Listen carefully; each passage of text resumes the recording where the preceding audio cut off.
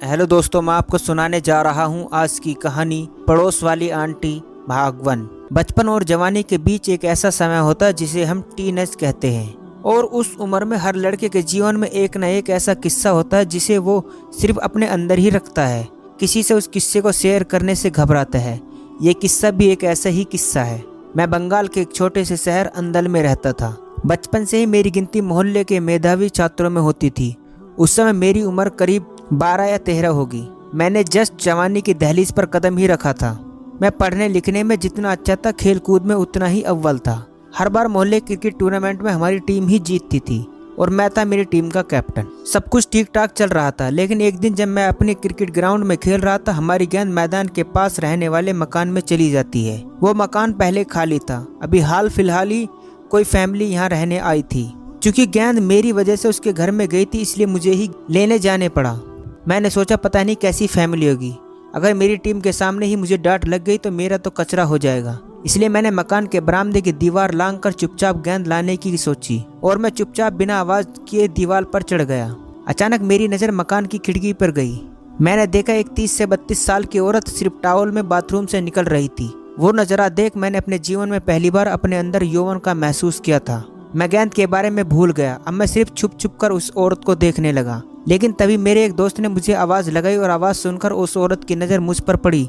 जैसे ही मेरी नज़र उनसे मिली, मेरा बैलेंस बिगड़ गया और मैं जोरदार चीख से मैं सीधे नीचे आ गिरा। मेरे दोस्त और वो औरत मेरी चीख सुनकर मुझे देखने के लिए बरामदे में आई।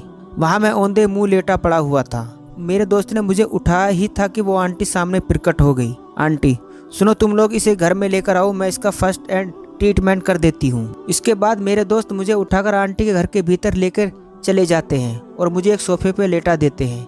तभी आंटी एक फर्स्ट एड का बॉक्स लेकर मेरे पास बैठ जाती है। मैं दर्द में होने के बावजूद उन्हें नजरें बचा बचा कर घूरे जा रहा था। उनका गोल मटोल चेहरा, बड़ी बड़ी आंख, लंबे गीले बाल, साड़ी के बीच से झांकती उनकी कमर, चेहरे पर हमेशा एक मुस्कान और उसी के साथ ठोड़ी पे एक डिम्पल। मैं उन्हें निहारते निहारते एक सपनों की दुनिया में खो गया था।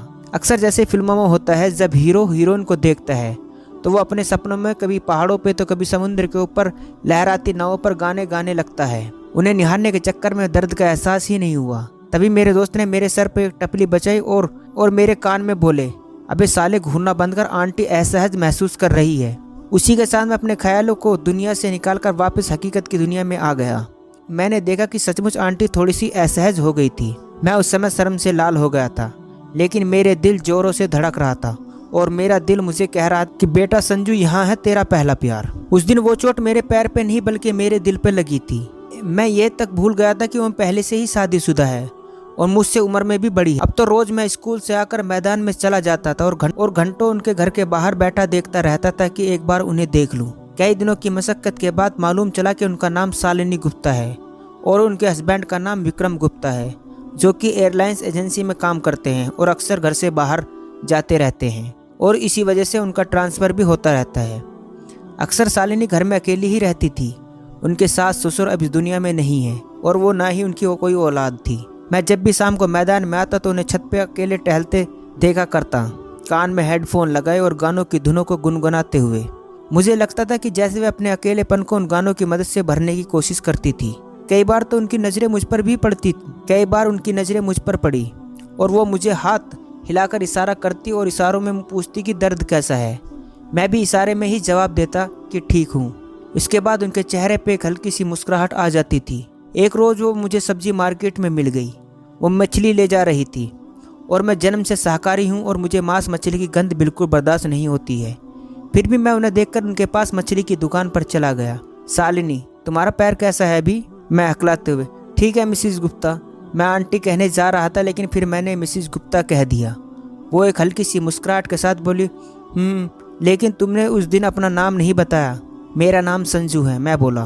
तभी उनके पति वहाँ आ जाते और मुझे देखकर पूछते हैं, अरे भाई, कैसे है तुम्हारा पैर? शालिनी बोल रही थी कि तुम अपने घर की दीवार से गिर गए थे।